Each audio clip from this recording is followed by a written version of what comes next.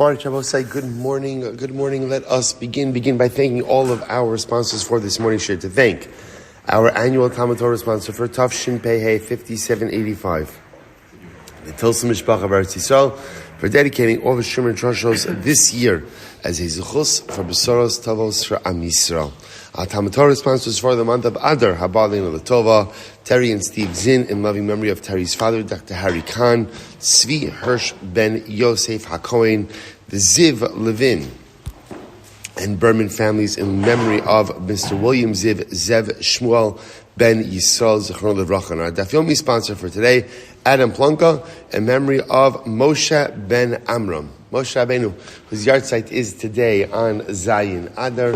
Such a beautiful, beautiful dedication, and in whose zechus, Baruch Hashem, we have the ability, opportunity, and privilege to be able to learn the beautiful Torah Kedosha each and every day. We hope that in the merit of our TALMUD TORAH, all of the Neshama, Slav, and Aliyah, the families in Nechama, all of those who need a refuah should have one together with Kol Cholei Yisrael. May Kadosh Baruch Hu Mir Tashem bring the rest of our hostages home, and may our holy soldiers be successful b'chol ma'asei yedehem. So with that, let us begin with a beautiful daf ahead of us today. Today's daf is daf Pei 80. We are picking up at the Mishnah on Ayin Tes. At the Gemara on Ayin Tes, base 79b. So just reorient ourselves a little bit. So the Mishnah spoke about a very interesting case. The Mishnah spoke about a rotzeach, a murderer who got mixed up with other people. So quite literally, again, the group got mixed together, and apparently we don't know who is who. So the Tanakama said, Kulam Pturin. Everyone is pater. Everyone is pater. Comes along Rabbi Yehuda says, no, what do? Konsin osan lekipa. We go ahead and we bring them all into an enclosure, a closed space. As Rashi points out, feed them barley and allow their stomachs to explode. Essentially, kill them passively. Kill them passively. To which the Gemara asks a very simple question: Manacherim. By the way, what exactly is the case over here? We understand that there's Ruvain, right? Now, obviously, we can't identify who Ruvain is, because if we're able to identify him, then halacha l'maaseh wouldn't have this problem. But the shaila over here is, who are the achirim? So Ruvain's getting mixed into a group. Who is this group? So ilay ma'achirim ksherim subshita.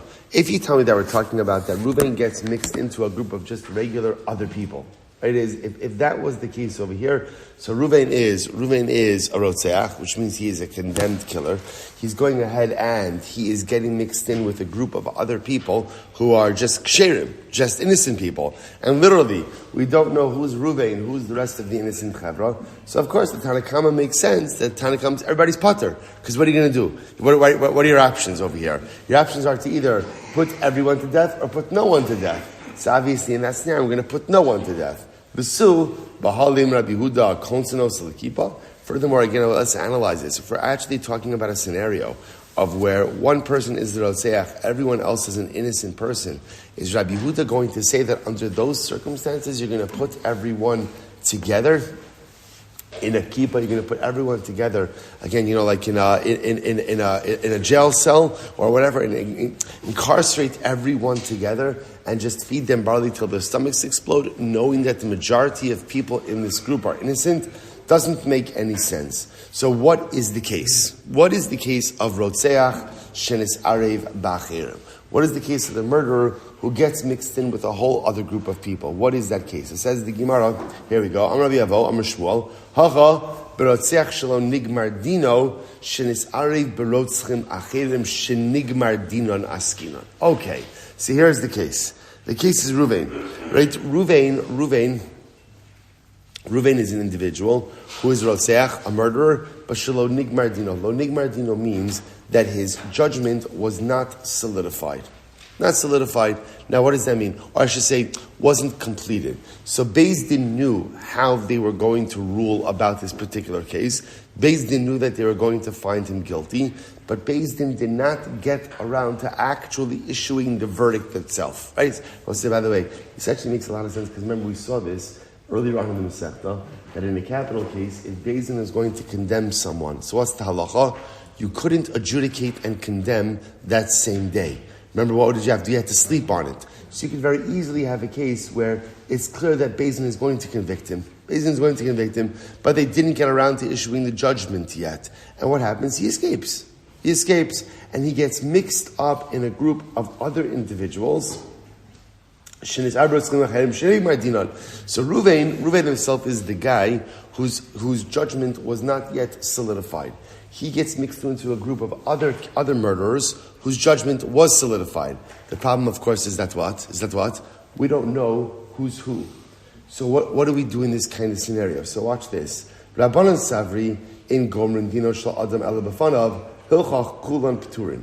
So the Rabbanan hold, look, you cannot go ahead and pass a finalized verdict on someone unless, of course, they are present in front of Beis Din. In other words, or essentially, stated a little bit differently, you can't pass a verdict in absentia.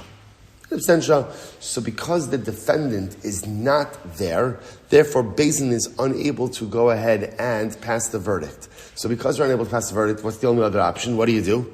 Everyone's patur. In other words, if you can't execute, remember, so there's two things happening over here. Number one, Reuven's not in front of Beis Din, so therefore he can't pass the verdict in absentia. Number two, we don't know who Reuven is in the context of the group. So what are we supposed to do with this? Now again, so we know everyone in this group, by the way, the crazy part is, everyone in this group is murder. Right. Everyone in this group is murder, right? So everyone else besides Reuven already has a verdict passed against them. Reuven didn't yet have a finalized verdict. We can't pass the verdict in absentia. So the problem is, we're stuck. So therefore the Tanna Kamma says the only thing to do in this situation is allow everyone to go free. The Gemara says, Rabbi Huda, miftarinu l'gamri namilo, kevan drotzcheninu. Rabbi Huda says, no. You cannot allow everyone just to be patur for one simple reason. What do we know about this chavra? What do we know about them? They're all killers, right? They're all murderers. So we are not good. On the other hand, you can't actively execute them. Why not? Now I will say, now remember, according to Yehuda, even Reuven, right, who did not have his verdict passed against him, that's a technicality, right? Beis Din didn't get a chance to go and pronounce the verdict in front of Reuven. But Lamaisa, it's not like there's a suffix about his status. We know how Beis Din was going to rule. So Yehuda says, you literally have a chevra of murderers. So what are you going to do? You're just going to let them go free? So Yehuda, miftarinu l'gamri namilo, kevan drotzcheninu. So Yehuda said this, to let everybody go free, you can't do that because they're murderers.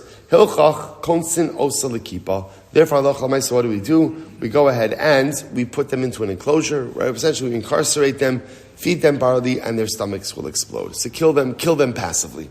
So I'll say, so this is the first interpretation of the Mishnah, Rabbi Avo, and therefore it really turns out that halacha l'maisa, what it comes down to is the inability to pass a verdict in absentia. So the Rabbanan say because he can't pass the verdict, therefore again you have Reuven essentially who's quote unquote not guilty, because you have a not guilty party mixed in with a whole bunch of guilty parties and we don't know who's who, there is no choice but to exonerate the chevra. Rabbi Yehuda says absolutely not. I understand you can't pass the verdict. I got it. But at the same time, they're all murderers. So what do? Kill them passively by keeping them in the enclosure and feeding them barley. Okay, that's first interpretation. Reish Lakish says no. Ba'adam d'kuli amalo pligi d'ptiri. So Reish Lakish says that can't be the case. If we're actually talking about a person who's a murderer, right, and got mixed in with the whole other chevra, everyone will agree that he's going to be patur. Everyone's going to be patur. Why? Look at the last Rashi, d'ptiri. Hoil v'ikachad d'lo nigmar dino. So Rabbi Avo says that is simply not true, right? Rabbi Avo says like this: Halacha l'maisa, everyone agrees that a verdict cannot be passed in absentia, right? And the lack of a gemar din, by definition, means also, in halacha, there's either right. You're either in one of two states. You're either chayiv or you're patur. Right? You're either milchiks or you're fleishiks, right? There's no, parav is only in your kitchen. There's no other place in life where there is parav. So therefore, again, Rabbi Avo will say like this: the lack of a gemar din, by definition, says what? You're patur. Which means, therefore, if we're talking about a person and Reuven's getting mixed in with the whole chevra, and Reuven doesn't have the gemar din, everyone else has the gemar din, it goes without saying that everyone will agree that, of course, the chevra is going to be patur, because you can't execute the chevra when you know that there's an innocent party mixed in there. Okay, so therefore, Rabbi Moses says, Aval hacha, what's the case over here? Aval hacha, b'shar shelo nigmar dino, shenis ari b'shvar machirim shenigmar dinon kamiflagi. Oh, fascinating. Rabbi Avo says, The case over here has nothing to do with people. Nothing to do with people. Instead, what does it have to do with? Oxen. Oxen. It's a case ultimately, again, of oxen. So halacha l'maisa, you have an ox, shelo nigmar dino. So I have a goring ox, right? A shor nakchon. I have a goring ox. The ox was going to be condemned to death. The final psak was never delivered. And what happens? It gets mixed in with other shvarim, shenigmar dinon. Okay, so that's the halacha. A condemned ox, right?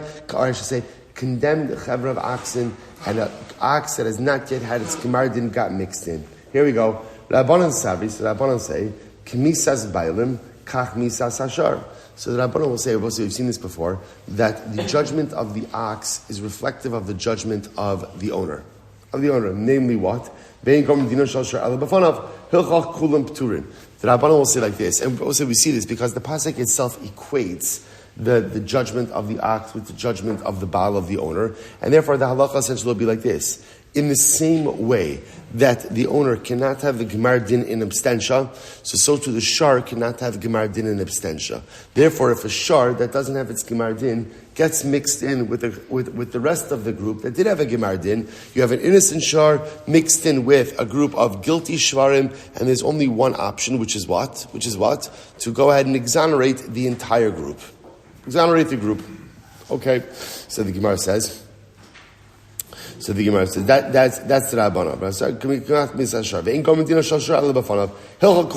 Last line. Rabbi Yehuda Savar konsin osa l'kipa. Rabbi Yehuda then says no, that can't be the case because halacha l'maisa again they're all guilty. They're all guilty. The fact that halacha l'maisa there's a technicality over here that one of the shvarim didn't have his gemar din doesn't change the fact that all of them are in fact guilty, and therefore again you can't kill them actively, but you can kill them passively. So I will say, so fundamental machlokas, fundamental Rabbi Avo and Rish Lakish about how to interpret the Mishnah. Rabbi Avo saying that halacha l'maisa this is a din in a person. Ruvain was about to have his verdict delivered. He got away from Beis Din somehow before his verdict got delivered. He got mixed in with a whole other group of convicted murderers. We don't know who is who. The Rabbanan are saying you can't convict a person in abstentia. Ruvain doesn't have a gemar din. Because he doesn't have a gemar din, effectively, halachically, he's still considered to be like an innocent party. So you have an innocent person mixed in with a group of murderers. There's only one choice to do with the group, which is what? Exonerate everyone. Rabbi Yehuda says, come on. I understand you can't actively execute everyone, but lamaisa, you have a group of murderers. Therefore, kill them passively, bring them into the kippah, feed them barley, let their stomachs explode. Reish Lakish, no, this is not a person. Because if it was a person, everyone would agree with the Rabbanon. Rather, this is a case of shar, and the din of shar is like the din of its owner. Good. Some Rava says as follows. What's the top of pay? 88. Ihaki. I know diktani Allah. Amram Yosi afilu abba chalafta beinehem. So listen to this. So therefore, Rava says the truth is this makes sense. Because remember again, there was a statement about the Mishnah. Rabbi Yosi says, even if Abba Chalafta was a great tzaddik, right? Even if Abba Chalafta was mixed into the group, the halacha would be the same. So what does this mean? Take a look at the top Rashi. Ihaki hadatani Allah, bein l'reish lakish, bein l'shmuel, kamosiv, ihaki dahainu achirim, Demastisin derotzim kamar, v'hayrotzeach shenis arev bohokar ulebasof nis arev kamar, hadatani labarais hachi rotzeach shenis arev b'achirim kula p'turim, Amram Yosi afilu abba chalafta b'nehen, kulan p'turim, so maya afilu t'kam Rabbi Yosi. So listen to this. So the Gemara says, now Rabbi Yosi says, even if the person who got mixed in was abba chalafta. Now, what Rabbi Yossi seems to be saying was like this. There was both sides. Imagine for a moment that the person who got mixed in the group was someone like Abba Chalafta. Abba Chalafta was a big tzaddik. So you'd be tempted to say, even if let's say we had the group, everybody was a murderer except for one person. But we don't know who's who. So Rabbi Yossi says, even if the person who got mixed in was Abba Chalafta, still the halacha applies. Now, what that seems to be saying is, you say to yourself, well, obviously, Abba Chalafta is not the murderer. Nevertheless, Rabbi Yossi says this group dynamic still would apply even if Abba Chalafta was mixed in. So the Gemara says, what does that mean? Who does that apply to? Rava says, Chachi Kamar, this is what it means to say. Shnayim shayu omdim, listen to this, v'yatza chutz mebinehem v'harag. Sorry, v'yatsa chetzim b'nei v'harag shnei peturin. All right, so Rabbi Gemara is reframing the case a little bit. Listen to this. You have two people standing together, right? Reuven and Shimon are standing together. Now, from their collective space, someone shot an arrow. What don't we know? Who shot the arrow? Now, the arrow went and killed someone, but we don't know, was it Reuven or was it Shimon who shot the arrow? Now, we know with absolute certainty that the arrow emanated from the group, but I don't know who the arrow emanated from. The Gemara says, Shnei Peturin. Both are going to be pater. From Rabbi Yossi, now the statement makes sense. Rabbi Yossi, afilu abba chalafta beinehen.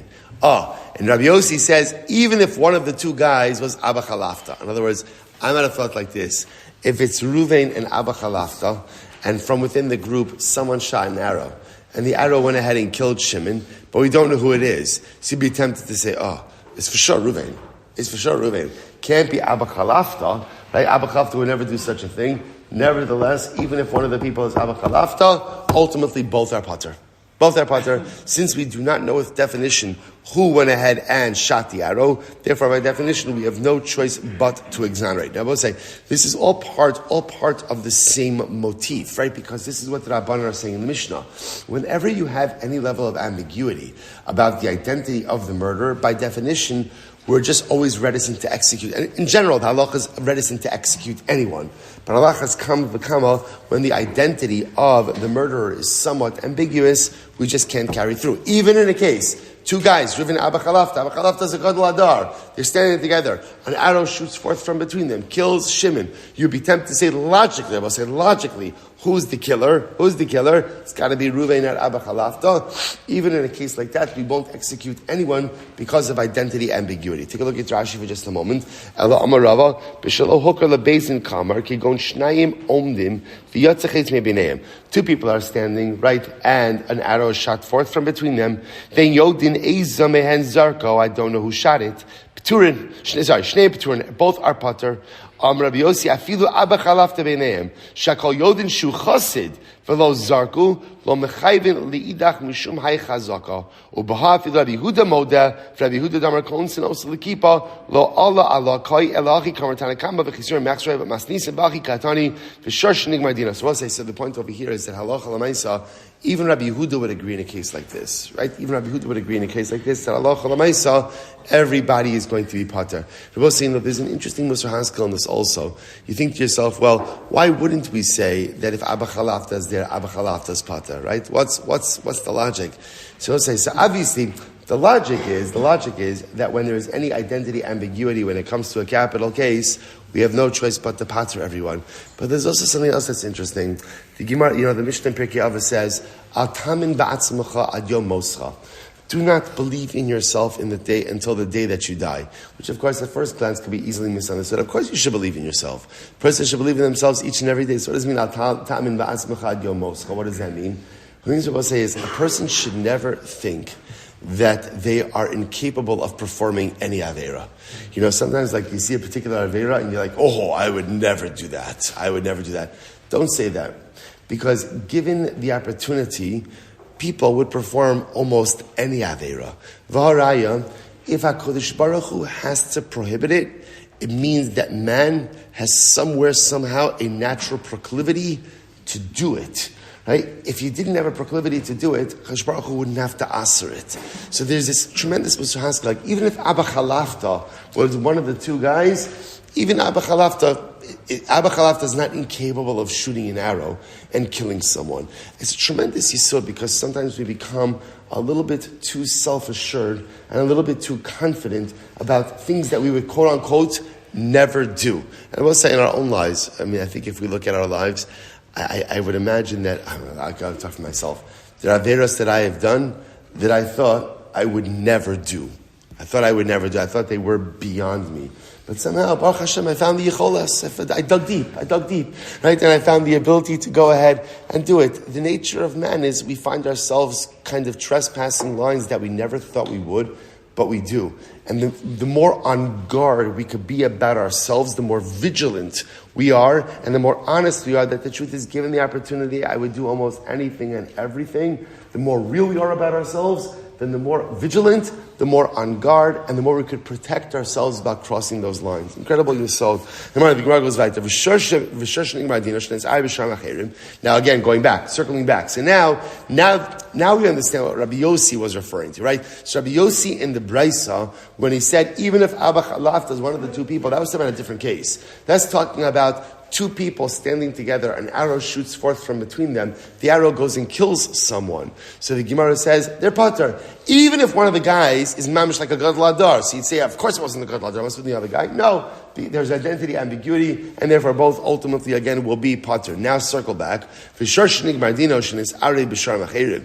happen to have a shar, and the shar ultimately, again, had its gemardin, and it got mixed in with other shvarim. So the Gemara says, shar machirim ma'alya. Now shar machirim ma'alya means other innocent shvarim. So a shar that was condemned to death got mixed in with other innocent chevra. What's the halacha? Soklenosan. Ultimately, again, we'll stone all of them. So the Gemara says, now obviously, this is by animals. Right? This is by animals. This is not by people. So we'll stone all of them. Rabbi Huda says, no, konsin osa lekipa. Rabbi Huda says, no, we're not going to actively kill them. Rather, what will we do? We'll go ahead and just kind of passively kill them. Just put them in the pen, feed them barley, and they'll ultimately die. Or by animals, don't feed them at all, and they'll die. But we learned, para she'misa va'achar kach yalda. This is an interesting case. But is that true? Is that true? So if you have, we'll say now, this is a reverse of what we were saying before. It sounds like, now what the Gemara is suggesting is, even according to Rabbi Yehuda, whenever you have a case of a potential innocent party mixed into the group, you're never going to kill anyone. You're never going to kill anyone. You can't. So what's the case of Machnisin Osa L'Kipa? That's the case of a shar. That's the case of a shar. So you have a shar ultimately again that killed someone, and it got mixed in with a chevra of innocent shvarim. So Rabbi Yehuda the Tanakama says, kill everything. Kill everything. Rabbi Yehuda says, no, machnisin osa lekipa. So the Gemara says, listen to this. Is that true? Vatanya, listen to this. Parashem misa v'achar kach yalda. Interesting case. Let's say you have a cow that killed someone, and afterwards it gave birth. Imachlo nigmar dina yalda vlada mutar. If the cow gave birth before its verdict was delivered, the offspring is mutar. The offspring is mutar. So the Gemara says, nigmar dina yalda vlada asar. But if it only gave birth after the Gemar din, then the offspring is going to be asar. Nis'ariv ba'achirim. Let's say again the offspring of the cow. Let's say in a case where the offspring was prohibited. Let's say the offspring of the cow gets mixed in with other cows. Ba'achirim ba'achirim. And again, the group gets further mixed together. Konsin osa lekipa. Then in that case, again, we put all of the Suffolk cows into a pen together and just let them die that way. But Rabbi Shimon Omer, mevi'in osan lebezin, v'soklan osan. Rabbi Shimon says, no, we go ahead and we bring it to Bezdin, the group to Bezdin, and we stone the group. Omer Mar, imachlo nigmar dina yalda vlada mutaris. Now listen to this. So let's go back for just a second. The Gemara said that if the cow that killed someone gave birth to its offspring, gave birth to its calf, before the Gemar din, then ultimately the offspring is permitted. Now what's interesting about that case is, in other words, if you're talking about that it gave birth before the Gemar din, what does that mean? That means that it was pregnant at the time that the cow gored. Now if that's the case, the Gemara says, yet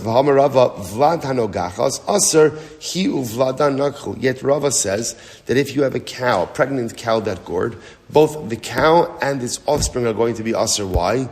Because we view the fetus as being participatory in the act of goring. In which case, again, the fetus has the status of the mother. To which the Gemara says, similarly, vlad hanirvas asr hi uvlada nirvu. Similarly, again, if you have a pregnant cow, and a pregnant cow is sodomized, so what's the halacha? Both the cow and its offspring are asr. Now, we'll say asr in that context would mean like for carbonic purposes, right? Why? Because we view both the mother and the fetus as having been sodomized. So interestingly enough, so what do you see from here? You see from here that in these cases where you have a cow that's pregnant, the fetus shares the status of the mother. So if the mother gored, then the fetus has the status of a goring cow as well. If the mother was sodomized, so ultimately again the fetus has the status of being sodomized as well, therefore can't be offered up as a korban. So yet the Gemara made the distinction. It sounds like everything is dependent on, did the cow deliver before or after the Gemar Din? But in reality, this is not about the Gemar Din. To which the Gemara says, Ema, ad shelo nigmar dina ibra, v'yalda, v'lada mutar. Rather, what it means is like this. If before the Gemar Din was passed, the mother became pregnant and birthed, then the offspring is mutar, which indicates to us the pregnancy happened after the event. After the event. So the pregnancy happened, so the mother gored. Then what the Gemara is saying is like this. If the mother became pregnant and gave birth before the Gemar Din, in other words, before that it was delayed, right? It was delayed, then halacha l'maisa, the offspring is mutar. Im yishenigmar dina, but if halacha l'maisa again, the offspring, but if after the verdict occurred, then the cow became pregnant and gave birth, vlada asar, ultimately the offspring is asar. So the Gemara says, okay, let's analyze this a bit more. Okay, so let's talk about this just a second. So if you have this case over here of a cow, right, that was convicted of goring, right? Or for that matter, again, a cow that was sodomized. It doesn't really matter what the case is. Either way, the mother is impacted, right? The mother has a change of status. So now what we're saying is like this. Listen to the cheshbon. So we're saying this. The mother, let's go with the goring case, right? The mother went ahead and gored another cow. So now what we're saying is as follows. If after the act of goring, the mother became pregnant and birthed and gave birth before the verdict, so then the offspring is mutar.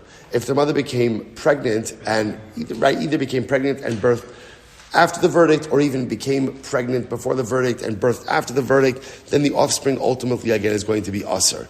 So the Gemara says, now let's analyze this, right? In order for this mother to give birth, what has to happen? What has to happen? Okay, I guess we should have a talk. You know how these things work. Well, we'll schedule a different year, right? Right, obviously, in order for the mother to become pregnant, so halacha l'maisa, again, there has to be a father. There has to be a father, right? So l'maisa, now the assumption over here is that the father is an innocent party, which means that in this child, there's two forces. There's a mother who's guilty, and there's a father who's innocent. So in halacha, we call this zeh v'zeh goreim. Two forces creating one product. So Abba says, now this is interesting. So now you're the Gemara is operating under the assumption that what?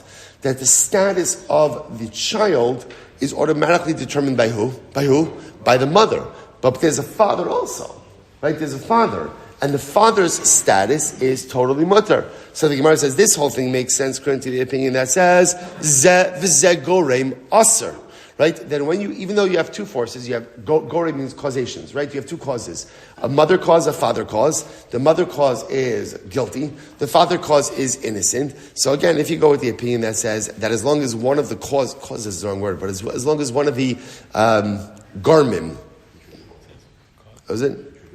Contributing forces, right? If one of the contributing forces ultimately, again, is culpable, is liable, then that liability is passed down to the offspring, then this whole thing makes sense. The Gemara's Amar Beis will say, Elo, leman damar zeh v'zeh gorim mutar ma'ikil ne'emar. But one second, there is another school of thought. The other school of thought ultimately is what? When you have two contributing forces, one of them is innocent, one of them is guilty, that halacha l'maisa, again, the offspring, lav dafka, bears the guilt of the guilty contributing force. What is there to say? To which the Gemara says, Michael Neymar. Look here, Rashi. Michael Neymar. Rashi says, "Daha kishenotza la'achar gemar din lav iu lichudei garma la she'af min hazachar huba deheter ve'isur garmu lo sheyavo." So I'll say, so again, if you hold, so this whole thing makes sense if you hold zev goreim aser. But if you hold Zev Gorim Mutter, then Lamaisa, why should the offspring automatically be Aser? To which the Gemara says, Allah Amar Ravina, this is very interesting. Ravina says, Ema, if Ad Shalom Nigmar Dina Ibra V'Yalda V'Lada Mutter. V'im Ad Shalom Nigmar Dina Ibra Umish Nigmar Dina Yalda V'Lada Aser Ubar Yerech Imahu. So the Gemara says, you're right. You're right. Ravina says, let's reframe this a little bit. If the verdict has not yet been passed, right, and what? So if the verdict has not been passed yet, and the mother becomes pregnant and births, the offspring is going to be mutter. Now this is in line with the idea, a very simple idea, that when does liability occur, or when does culpability set in? Only when? After Gmar Din. After Gmar Din. It's interesting enough, even though the mother already committed the act of goring, but again, you're not liable until there's a Gmar Din. So if halacha l'maisa, so if the timeline is like this, the mother gored, then became pregnant, gave birth, all before the Gmar Din, so halacha l'maisa, again, the offspring is totally mutter. Absolutely no problem. On the other hand, im ad shalom nigmar din, ibra, umisha nigmar dina yalda, but let's say again, goring, right, pregnant, Gmar Din, birth, in that case, the halacha is vlada aser. In that case, ultimately, again, the offspring is going to be aser. But what about zev gorem mutter? Very different over here. Ubar yerech imahu. We will say there's another piece here. What's the other piece? A fetus is considered to be an appendage of the mother. So therefore, again, if the mother is pregnant with the fetus at the time of the Gmar Din, then when the Gmar Din is passed, so that Gmar Din devolves upon the entirety of the mother. The uber is reckoned as literally, again, yerech literally means like a thigh, like a leg of the mother. Right? So the fetus is considered to be a leg of the mother, and therefore, halacha l'maisa is going to share in the verdict. Incredible. So there are a number of important halachas that come out over here, which is, first of all, number one, in a case, so let's just go through these cases very quickly. In a case where halacha l'maisa, you have a murderer who got mixed in, right? Let's say, like we started Rabbi Avo, right? A rotzeach shalom nigmar dino, who got mixed in with another group of rotzchim shenigmar dinon. So we'll say, so what do you do in that case, right? So let's say Ruvain was accused of murder, and Beis Din was going to rule in a certain way, but Beis Din didn't get the opportunity to literally paskin on his verdict, and he gets mixed in with the whole chevra of actual murders. So what's the halacha? So we paskin that you cannot pass a verdict in absentia. At least for now, that's how we're paskening. Right? You can't pass a verdict in absentia. And therefore, again, the only thing you could do with that chevra is exonerate all of them. So that's indeed, we end up paskening really like Rabbi Avo. Okay, fine. So we'll say, so without the cases, we'll leave for now. Let's go weiter. So we'll say, so the next part of the Mishnah was, let's say, so in part one of the Mishnah, you have someone who may be guilty, but his Gmar Din wasn't passed, mixed in with the rest of the chevra of guilty parties. The next case in the Mishnah was as follows, where let's say you have a group of guilty parties, all mixed in together, but the difference is they have different death penalties. And we don't know who's supposed to get which death penalty. So what's halacha? It's very simple halacha. What do? You administer the most lenient death penalty to the entire chevra. Now, what was our problem? The machlokes, which is considered to be a more chamer or a more lenient form of death. Okay, so the Gemara says as follows. The Gemara makes an interesting observation. The Gemara says, Shmamina, what you see from here is, Mustra l'davar chamer, have mustra l'davar kal. So I was saying, here's what's fascinating about this. What's fascinating about this is, no one is disagreeing with the principle, right? So if you have a group of convicted murderers, all right, who get mixed in with each other, but yet they have different misos based in different verdicts, everyone agrees with the principle that you could execute them all, right, using the most lenient form of death penalty. So what's interesting about this is as follows. In order to go ahead and put someone to death, what do you need? Hasra. Now, hasra usually includes the very form of death with which you're going to execute a person. So how can you give someone a lesser death penalty when ultimately, again, you didn't give them hasra for that death penalty? So you see a very important yisod, which is musra l'davar chamer, havi musra l'davar kal. Hasra for something more chamer, more stringent, by definition works to administer something more lenient. That's the way it works. So in other words, once you receive Hasra for a more chomer death penalty, that automatically makes you warned for a lesser death penalty. Rabbi Yomi asking on. What's the case over here? Interesting enough, Rabbi Yomi says maybe the case over here is where the Eidim warned the person stam. In other words, they said, Ruvain, if you do this, you're going to be liable to a death penalty. But what? They didn't say which death penalty.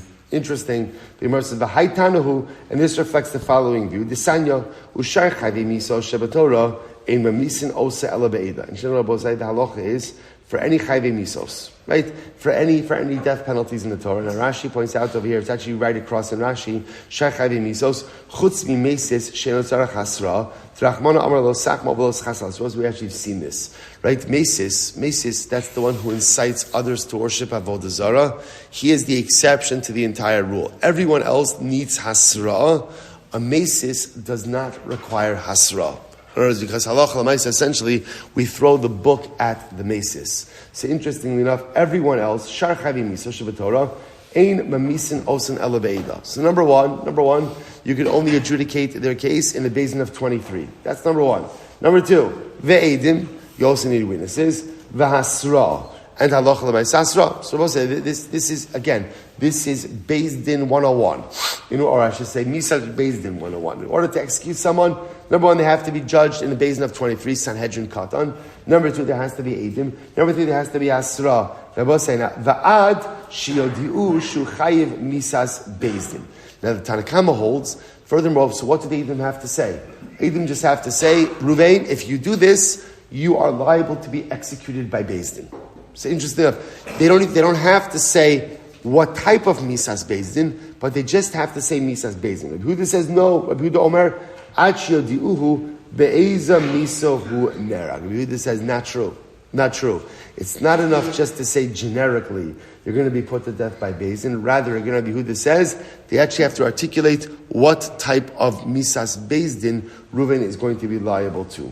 So we'll say, now listen to this. So what's the point of contention over here? So we'll say, by the way, this is, I just want to point out, this big machlokas. Fundamental machlokas, the nature of Hasra. Tanakama says all the Edom have to say is, Reuven, if you do this, it's going to be liable to a death penalty. Rabbi Yehuda says, no, they have to indicate which death penalty. So the Gemara says, Tanakama yal Mekoshesh. So Tanakama learns stuff from Mekoshesh. Now, both say, interestingly enough, what happened to Mekoshesh? We keep on references back to Mekoshesh. What happened to him? Who is Mekoshesh? This was the guy who was publicly violating Shabbos. Now, I was saying, I remember again, what happened to Mekoshesh? They put him in jail because they did not know what to do. They knew, we saw in yesterday's daf, they knew that he was going to be put to death. But rather what? They didn't know which death penalty, which means that what? When the Eidim gave him Hasra, what Hasra did they give him? There has to be Hasra, because you can't have someone without Hasra. So what happens? They went up to him and said, Ruvain, Mekoshesh, stop doing what you're cease and desist. If you don't do this, you're going to be put to death. But clearly, what didn't they say? What type of death? Why didn't they say it? They didn't know it. So Tanakam says, what do you see from here? You see from here that proper Hasra does not require the articulation of the particular manner of death penalty. All it requires is an articulation of death penalty. On the other hand, Rabbi Yehuda says, no, Mekoshesh Harash Shaisa.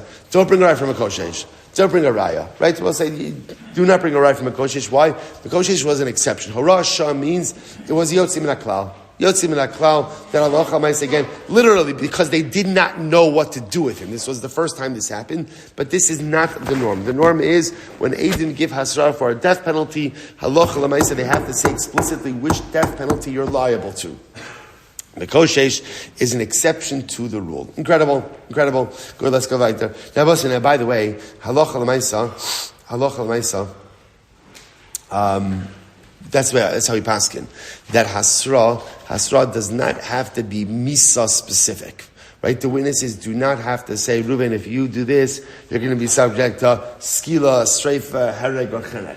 They just need to be able to say, Reuven, if you do this, you are going to be liable to Misas Beis Din. Incredible. Let's go back there. Haneskala Minisrafin. So let's remember again. So then, of course, after we establish that principle, that by definition, Hasra for a more chomer form of Misa, by definition, it even works for a more kal form of Misa. After that, then the problem just is the devil's in the details. So again, which form of misa is more chamer, which form of misa is more kal? Okay, so that the Mishnah had a machlokes. So the Gemara says as follows. So Mishnah says, Neskalin Nisrafin. Masin Rav Cheskel, L'Roy Berei, HaNisrafin B'Niskalin.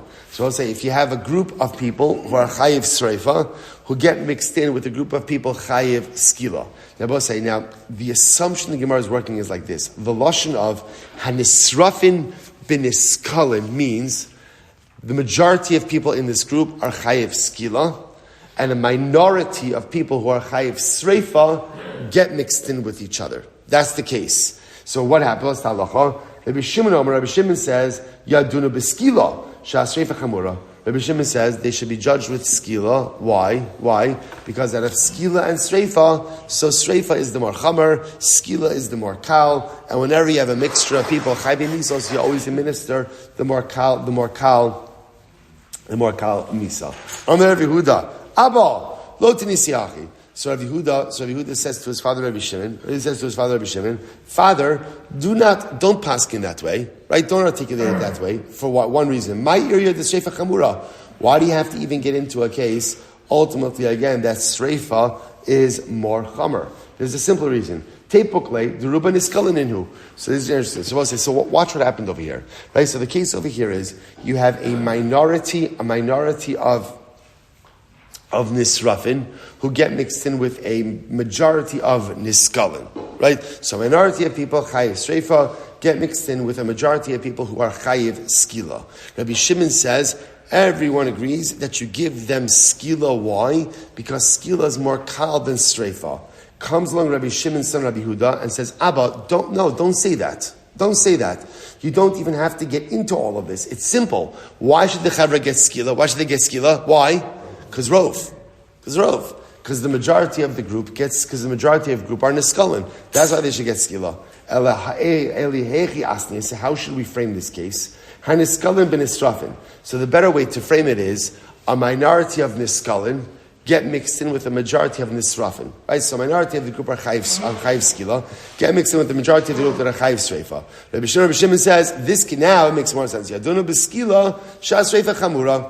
Rabbi Shimon says, the group should be judged with skila, right? Even though the niskalin are the minority, but still the group should be judged with skila, because skila is more kal than sreifa. Okay. The Chum say, Yadunu b'streifa, shaskila chamura. The Chum say, no, they should be judged with streifa, because the Chum say that streifa is more kal than skila. Skila is more chamar. So teipakle, the ruba nisrafin inhu. Say, according to Rabbanan, it's even simpler. We're talking about a minority mixed into a majority of nisrafin. They should be given streifa. Nothing to do with what's more kal, what's more chamar, but because of the rov. To which the Gemara says, Hasam Rabbanu dekamrele. Hasam Rabbanu dekamrele Rabbi Shimon. This is Rabbanu talking to Rabbi Shimon. Lidi dach the amrit streifa chamura. So the Gemara says, according to you, Rabbi Shimon, you hold that streifa is more chamar, and we say no, skila is more chamar. Okay, so we'll say, so therefore again, fundamental machlokes about now. We'll see the Rambam next week about the actual hierarchy. Once we get through the Misos Beis Din, we'll see the actual hierarchy of all of this. But we'll say an interesting exchange. Now the Gemara ends off with something fascinating. The Gemara says, I will say, if you notice, by the way, the exchange between son and father was very interesting, right? Rabbi Shimon said that halacha l'maisa skila, right? If a group ultimately again of nisrafin gets mixed in with a group of niskalin, so the majority are skila, minority are streifa. Rabbi Shimon says give the group skila. Why? Because streifa is more chamer than skila. Rabbi Shimon, his son, said, Father, don't say that. That was his lashon. Father, don't say that, because you don't even have to get into this, you could just use rov. So Rabbi says, Amar le Shmuel Rabbi Yehuda. So now Shmuel says to Rabbi Yehuda, the son of Rabbi Shimon, Shidina, sharp one, which means, right, Rabbi Yehuda, you're a very smart young man. Top of Pei Aleph, lo tema le la'avucha. Why are you talking to your father that way? Rabbi says, we're going to see over here, so ultimately again, Shmuel is taking Rabbi Yehuda to task for how Rabbi Yehuda spoke to his father. So Rabbi says, there's a number of beautiful things happening over here. Number one, the general yisod. If you see something, say something. if you see something, say something. Now, it's never something pashut to go ahead and discipline someone else's kids, right? But lamaisa, sometimes if you see something egregious, it's important to point it out. Now, I will say, but what I want to point out over here is something interesting, how Shmuel points it out. Do you notice how Shmuel gives Rabbi Yehuda Musar? He doesn't say, what's the matter with you? He doesn't say, azaspanim, right? And give him a frask. Right? He doesn't give him rather, what does he say? Shinina. Shmuel. Rabbi Yehuda. You're a Talmud Chacham. You're a big Talmud Chacham. So I'll say, sometimes the best way to give Musar is not by deconstructing people, but it's by building them up. This is the HaKohen approach. Right? The HaKohen approach to Musar was not to say, what's the matter with you? Who are you? Right? Why would you do this?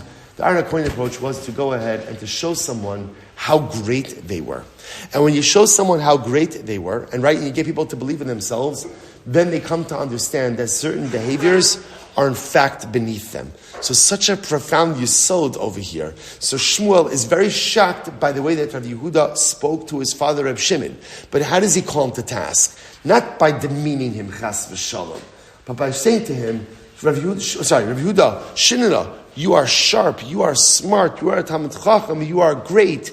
So you need to know that you need to be better than this. You need to act, and I will say, this is the way to give Musar. Sometimes in life we have to say things to people, and it's so tempting to kind of come out sharp and to cut them down. So the truth is, I'll say, if you've ever been on the receiving end of that, which I'm sure we all have, it usually doesn't work.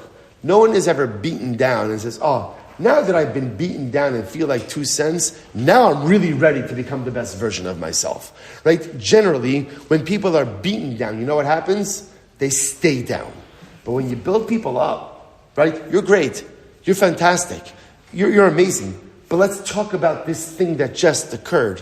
So suddenly now you're coming at it from a level of, I believe in you. I think you're fantastic. And that's why you could be better than this particular behavior. So what was the problem? Both side top of Pei Aleph. So the Gemara says, you can't really, so Shmuel says, Rabbi Yehuda, you can't really speak this way to your father. Why not? The Gemara says, Tisanya, Harishaya Aviv over al Divrei Torah. Let's say I feel my father violating Divrei Torah, violating Torah law. Lo yomer lo abba, avart al Divrei Torah. A son should never say to a father, you violated Torah precepts. Elo omer lo abba, kach kasiv b'Torah. Rather, a son should say, Father, it says like this in the Torah. Tushimar says, well, isn't that the same thing? Sof, hainu hach. Right? So the father's eating a cheeseburger. Father, it says in the Torah that one shouldn't eat a cheeseburger. Isn't that the same thing? Okay, so I'm not saying, Father, don't eat a cheeseburger. Instead, I'm saying, again, Father, it says in the Torah, don't eat a cheeseburger. So the Gemara says, Ella, omer lo abba, mikra kasu b'Torah kachu. Rather, a son should say to his father, Father, there's a pasuk. There's a pasuk in the Torah, and this is how the pasuk is written. So in other words, the son gives over information, and ultimately, again, through the conveyance of information, the father ultimately understands what it is that he is in fact doing wrong. So as I said, that is the way, again, and by the way, that is codified in Shulchan Aruch. That, again, remember, if a son sees a father doing something wrong, a son is obligated to point that out. But a son is obligated to point it out with incredible sensitivity, not in any way saying what the father is doing is wrong, but rather sharing information with the father, and ultimately the father then understanding of his own volition that what he is doing may be incorrect. Just want to end off with something very important. Look where we ended. I will say. At the Mishnah, Pei Aleph, Amud Aleph, perfectly in line with Daf Yomi. Rabbi says tremendous Moshe Haskell. If in our daf journeys, there are days that we say to ourselves, we are never going to finish this in 7.5 years, right? We're going to be in a different cycle. Rabbi say, same thing always happens. At the end of every single week, we are exactly where we need to be. And Rabbi say, we're just basar v'dam. It should give us tremendous chizuk in how HaKadosh Baruch Hu runs the world as well. A lot of times in life we see things day to day and we're wondering, you know what, this is never going to work out. It's never going to be okay. So I will say, if we can make it where we need to make it to, as basar v'dam, as human beings, at the end of every single week, Allah has kama v'kama, should strengthen our bitachon HaKadosh Baruch Hu, that the Rebbe will also always get us exactly where we need to be, choreograph the events exactly how they need to be choreographed. At some point, at some time, all the pieces drop, and everything comes together. Mosai, good Shabbos.